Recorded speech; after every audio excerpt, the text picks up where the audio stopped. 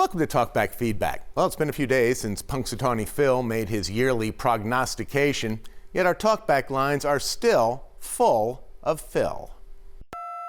Mindy just said she would actually like to go see Punxsutawney Phil. Ask her if she is serious. That is one of the most stupidest things I've seen grown-up people do. You know, I could defend Phil. I've done it before. But he's a big boy, so I think this year we'll let Phil take on the Talkback naysayers himself. Yeah, let's see how tough you are now, big man with a telephone. It really churns my butter about this big deal with this Punxsutawney Phil. All he does is see his shadow.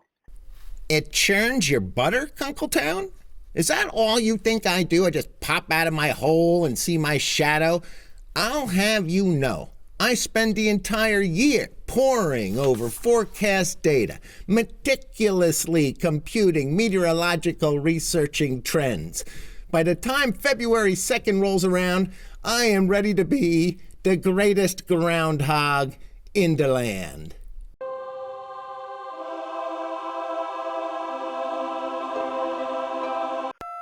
I hate when you show Gus, the itchiest groundhog in Pennsylvania, on the TV. He doesn't wear pants. Gus? Gus? That little rodent has been riding my coattails for years, capitalizing on my hard work for his own naked money grab. Well, nearly naked, as the caller from Lehighton points out. Now, Phil, that's not fair. Gus isn't here to defend himself. He's a woodchuck with no pants on. There, I've said my piece. I've just watched Scott Schaffer on the 12 o'clock noon news. Keep up the good job, Scott. I always thought you were such a stiff, but you really do have a good sense of humor, so. I got news for you, Back Mountain. Schaffer doesn't wear pants either. Hey! I said my piece. Yeah, you too can call Talkback at 1-800-228-WNEP, and maybe next week, we'll give you a little feedback.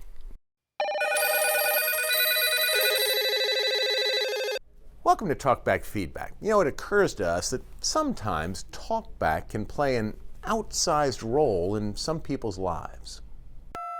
Boy, I'll tell you, I live for Talkback 16. I center my life around 5:55 every night, weeknight. My dinners are beforehand. My laundry comes after. Like that, for example. So the boss has decided that maybe you should understand more about how Talkback actually works. Whoever the person is, whose job it is to pick which Talkback calls get on TV, you, sir or madam, are God's gift to comedy. Well, thanks, Butler Township. This is where it all happens. A room so secretive, even I am not allowed inside. Behind this door, our Talkback team is working feverishly 24/7, fielding every call, tediously assorting them by category, and preparing them to electrify your ears. Like, it must be bored that call Talkback. I don't know. I'm at home watching TV, and I would never think of calling Talkback. Now, we call those callers the deniers. They love Talkback, they just can't admit it. See, sometimes the peer pressure can be just too much. I find it ironic that now we're listening to Talkback comments and people calling to complain about people complaining about complaints that were made on Talkback. Does the circle ever end? We call those callers the philosophers. They love Talkback, they just don't understand why. I'm pretty sure there is a clinical term for it. It's called feedback fever. I'm pretty sure. And I live my life for Talkback 16. You people make my life so much better, seem so much happier. Oh, I love it. Oh, you again. We call those callers the adorers. They love Talkback 16 with a passion, and they don't care why. But I'm sorry, Slateford, we can't show you what goes on behind this door. It's just too darned important.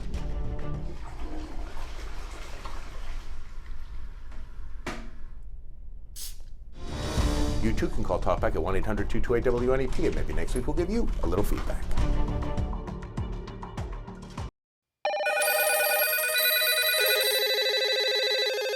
Welcome to Talkback Feedback. We gather this week under bittersweet circumstances.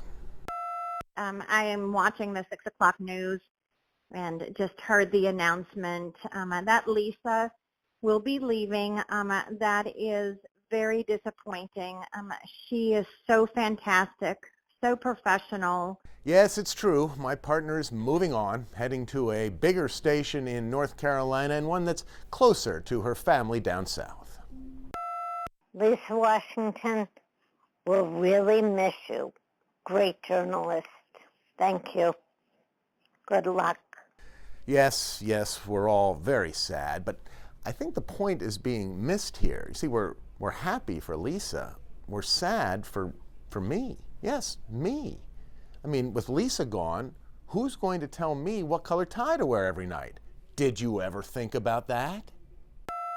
I'm very sorry to see Lisa leave, but I'm very happy for her and her new adventure in her career. She's been a wonderful news broadcaster, and we will miss her in northeastern Pennsylvania.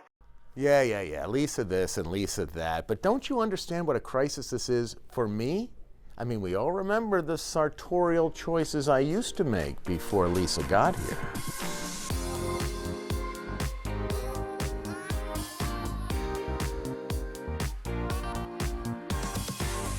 I mean, we can only weep at the thought of what might lie ahead in my Lisa-less future. I see Lisa Washington is going to be leaving. Well, I wish her nothing but the best. The only thing I have now for a question would be, is Scott Schaffer, is he going to start, duplicating dress like Joe Stedeker? Wait, what? Lisa leaves and I'm going to have to start dressing like Joe?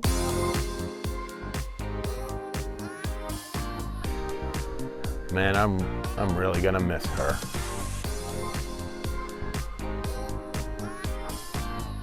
You too can call Talkback at 1-800-228-WNEP, and maybe next week we'll give you a little feedback.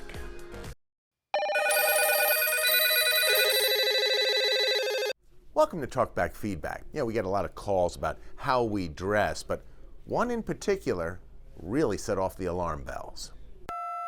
I just watched The Weather with Jeremy Lewan, and I absolutely adore that red coat with the black collar. I think he looks absolutely gorgeous. Now, at first, tongue-canic, I just shook it off, another call about Jeremy's clothes. Then I started to think about it. Jeremy's red coat. His red coat. Didn't America once fight a war against the redcoats? Didn't Paul Revere once ride his horse to warn us about the redcoats? So I came to really the only logical conclusion. Jeremy is a British spy.